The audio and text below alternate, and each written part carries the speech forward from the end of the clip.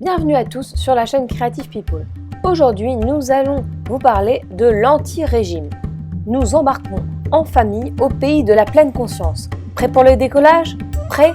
Top! Partez! Nous pensons souvent que faire un régime va arranger les choses. Mais le poids baisse et ensuite, malheureusement, il a tendance à remonter. Il y a différents critères qui régissent notre alimentation, mais il y a aussi nos émotions. Souvent, lorsque nous sommes tristes, nous avons tendance à nous réconforter avec du chocolat par exemple. Un de mes conseils est le suivant: manger local, frais et bio. Arrêtez les privations et les règles trop strictes. Elles vous desservent. Faites du sport. En effet, vous pouvez tout simplement monter des escaliers ou bien marcher. Notre éducation conditionne pour beaucoup notre façon de nous alimenter. Les finis ton assiette, les on fait la course, dépêche-toi, n'arrêtent pas de fuser. Le moment du repas doit être pour les enfants comme pour les adultes un moment de plaisir, d'échange et de partage. Essayez de préparer la quantité dont vous avez besoin, non au reste.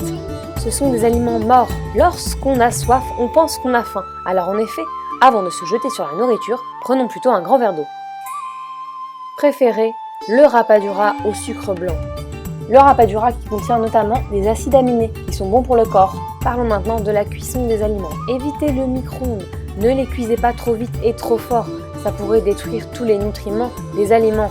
Lorsque nous avons des émotions négatives, au lieu de manger, profitons-en pour faire de la créativité ou parler à un ami. Évitez les parasites comme la télévision. Prenez le temps de mâcher les aliments 60 fois dans la bouche. Prenez le temps de savourer les aliments, de les déguster, de penser à l'agriculteur qui a cultivé ce fruit ou ce légume.